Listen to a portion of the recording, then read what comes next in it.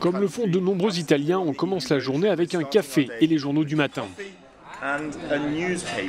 Les journaux sont un bon moyen pour prendre la température d'un pays. Alors jetons un œil à la Stampa.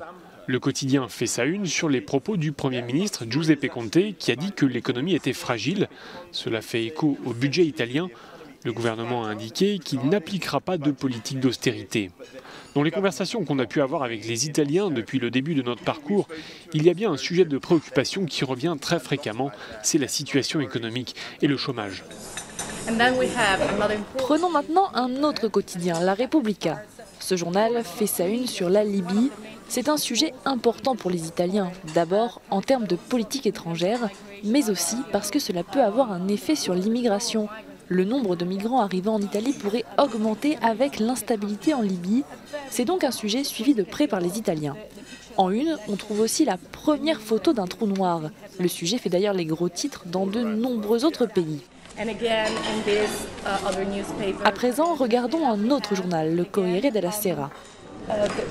En une, il est question des affaires de pédophilie dans l'église, du trou noir, mais aussi des prévisions de budget pour l'année prochaine.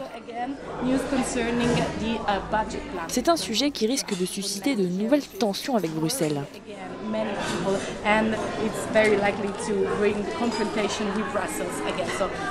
On voit bien que les informations ne sont pas les mêmes d'un pays à l'autre. Ce qu'on voit bien, c'est que les unes des journaux sont très centrées sur les sujets italiens. Tout à fait. Je dois dire qu'en Italie, quand vous ouvrez un journal, il est très difficile de trouver quelque chose qui ne soit pas étroitement lié à la politique intérieure. Ce qu'on voit ce matin avec les journaux du jour en est l'illustration.